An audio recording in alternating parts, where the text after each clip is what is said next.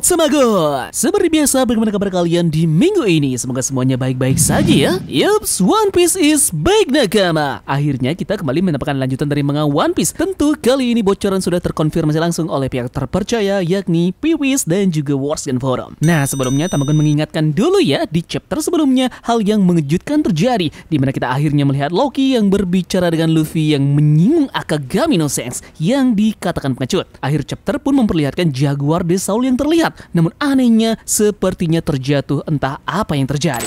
Nah, sebelum masuk ke videonya, seperti biasa jangan lupa like dan share nanti ya jika kalian suka dengan pembahasan kali ini. Jika sudah, terima kasih banyak dan bersiaplah nakama. Tarik jangkar dan mari kita berlayar.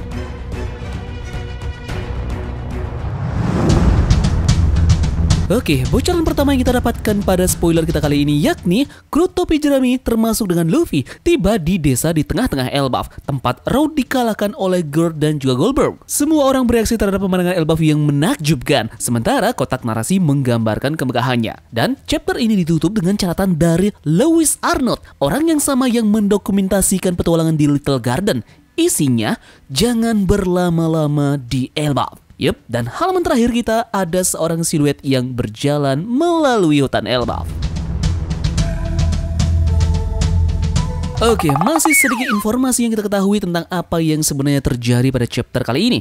Informasi yang paling menarik yakni tentang ada catatan dari Lewis Arnold. Ini adalah orang yang mendokumentasikan petualangan di Little Garden. Dia mengatakan bahwa jangan berlama-lama di Elbaf. Nah, apa yang sebenarnya terjadi di Elbaf? Apakah itu adalah tempat yang gelap dan juga mengerikan? Lewis Arnold adalah penulis buku Bragman yang ditemukan di dalam harta karun milik Nami selama arc Little Garden. Buku ini berisi cerita tentang Green Line. Ironisnya, Lewis Arnold ini muncul ketika kita pertama kali belajar tentang raksasa dan muncul lagi ketika kita memasuki Pulau Elbaf. Ini adalah salah satunya buku yang selamat dari Buster Call O'Hara dan juga disebarkan keluar. Nama Lewis Arnold disebutkan di dalam buku Bragman ini yang dianggap terkenal karena memuat banyak cerita yang berhubungan dengan Green Line. Nah, masih belum diketahui apa sebenarnya yang terjadi di pulau tersebut dan mengapa seseorang ini mengatakan bahwa jangan berlama-lama tinggal di tempat ini. Apakah ini ada hubungannya juga terkait dengan film Stronghold, di mana kita pernah melihat Shiki dan juga bawahannya sedang memakai masker gas di Stronghold untuk melindungi diri dari racun Duff Green?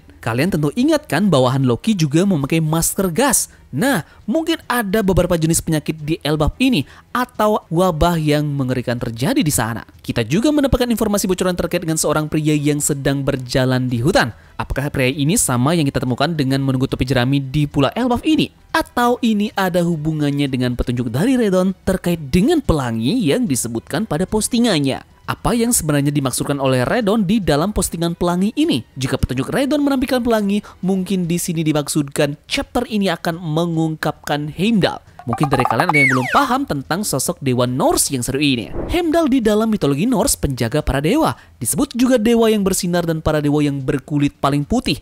Heimdall tinggal di pintu masuk dari Asgard, tempat dia menjaga Bifrost, jembatan pelangi. Heimdall juga dikenal sebagai si gigi emas. Dia dan Loki di dalam mitologi Nordik saling membenci satu sama yang lainnya, bahkan saling membunuh saat di Ragnarok. Oda sepertinya dapat memutarbalikkan ceritanya dengan Luffy yang bertarung melawan Loki dan juga Zoro yang melawan Heimdall. Namun di dalam salah satu cerita Nordik diceritakan bahwa Loki dan juga Heimdall ini berubah menjadi anjing laut dan juga bertarung di tanah yang disebut sebagai Stingstein. Ini juga bisa mirip dengan nama dari Kastil Big Stein di dalam cerita Elbaf. Jadi, di sini kemungkinan besar Heimdall ini menjaga pintu gerbang dari Pulau Elbaf, yakni jembatan pelanginya. Siapapun yang ingin masuk ke tempat tersebut memang harus berhubungan dengan sosok dewa yang satu ini. Dan ini akan menjadi pertarungan kecil yang menarik di antara kru bajak laut topi jerami dan Zoro akan menghadapi orang tersebut. Dikatakan juga di dalam mitologinya persaingan dan kebencian antara Loki dan juga Heimdall ini sangat amat mirip dan kurang lebih mirip dengan persaingan antara Zoro dan juga Sanji. Nah, dalam Nordik sendiri Heimdall ini tampaknya adalah seseorang yang sangat terikat dengan emas.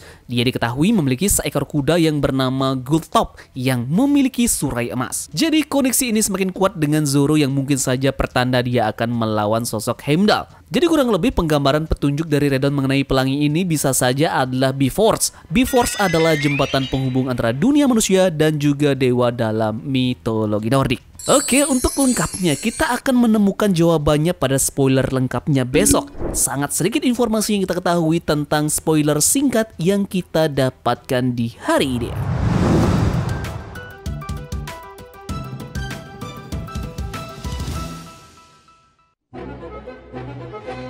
Seperti biasa, di minggu ini ada beberapa informasi menarik terkait berita One Piece yang sudah beredar seminggu belakangan ini. Informasi pertama yang menarik di minggu ini yakni mengenai beberapa orang yang sedikit kecewa dengan One Piece yang dikatakan seringkali mengalami libur ataupun jeda perilisan. Yup, banyak yang berpikir mengenai Oda Sensei terhadap memburuknya kondisi kesehatannya yang memang beralasan. Kita tahu bahwa bekerja di perusahaan majalah sebesar kelas Shonen Jump bukanlah pekerjaan mudah. Fakta yang perlu kalian ketahui adalah penulis seringkali hanya tidur selama 3 jam dan terkadang bahkan jauh dari keluarga mereka. Nah, dan hal ini pun sangat sulit ditanggung oleh siapapun. Keseluruhan sistem baik itu tentang jam kerja ataupun peluang penulis untuk beristirahat harus benar-benar diubah.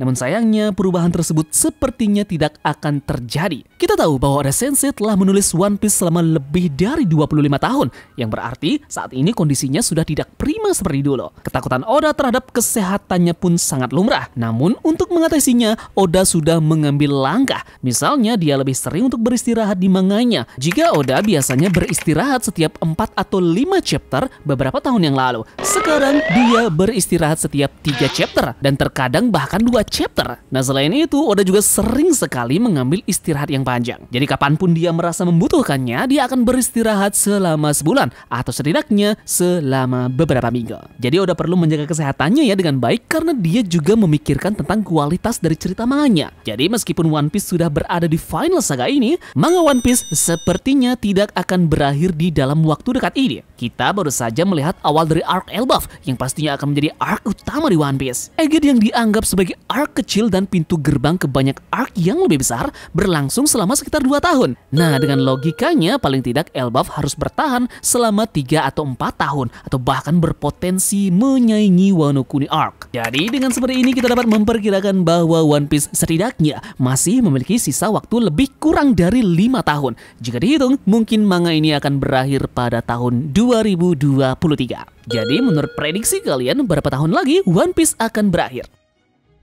Kita tahu pada chapter kemarin Odachi telah memperlihatkan kita bounty yang dimiliki oleh Pangeran Loki yang benar-benar mengejutkan kita semua. Loki diberi bounty sebesar 2,6 miliar berry dengan embel-embel bounty spesial. Kita masih belum tahu bounty spesial yang dimaksudkan di sini seperti apa. Apakah itu dengan menangkap orang ini maka kita akan mendapatkan hadiah yang berbeda dari biasanya. Namun yang pasti perlu digarisbawahi adalah angka buruannya ini sudah ada sejak 6 tahun yang lalu. Ini artinya 6 tahun yang lalu itu adalah nilai nominal yang benar-benar sangat besar. Nah, sepertinya selalu ada makna tersembunyi di balik Odachi memberikan nilai buruan terhadap beberapa karakter di One Piece, tidak terkecuali makhluk legenda yang paling mengerikan ini. Bounty dari Loki adalah 2,6 miliar berry. 2 berarti G dan 6 berarti Rho. Ini memberi Jiro di dalam Gorowase, yakni permainan kata angka. Jiro sendiri adalah nama pemberian Jepang untuk putra kedua. Nah, fakta yang kita ketahui semua adalah Loki tentu saja adalah putra kedua Raja Harald setelah Hairudin. Nah, ada yang lebih luar biasa lagi ya. Bagaimana coba kita gabungkan bounty yang dimiliki oleh Luffy yang berjumlah 3 miliar berry dengan bounty yang dimiliki oleh Loki yakni 2,6 miliar berry?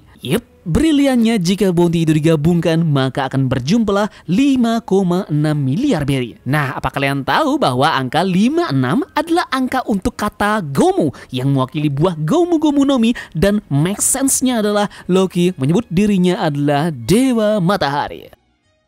Terakhir, jika kalian memperhatikan lebih detail lagi, kalian akan melihat ada hal yang menarik pada chapter kemarin. Hewan-hewan Elbaf ini pasti sudah tidak asing lagi, karena hampir semua hewan adalah makhluk yang pernah kita lihat di Strong World movie. Ini berarti Shiki pasti telah mengambil sebagian besar pasukan hewannya yang mematikan dari Elbaf, sekuat itulah mereka. Nah, ada sedikit perbedaan antara varian Elbaf dan juga beberapa hewan di Strong World yang mungkin merupakan tempat terjadinya evolusi. Ngomong-ngomong, ada artbook yang sangat langka yang memuat artwork semua makhluk yang kita lihat di Elbaf maupun Strong World. Semuanya digambar langsung oleh Oda Sensei yang luar biasa. Oke, jadi sekian pembahasan Tamagon terkait dengan spoiler terbaru kita hari ini dan juga beberapa informasi penting seputar One Piece di seminggu belakangan ini. Terima kasih yang sudah mau ikut berlayar dan kita ketemu lagi di spoiler lengkapnya besok. Sekian dari Tamagon dan turunkan jangkar. Mari kita berlabuh.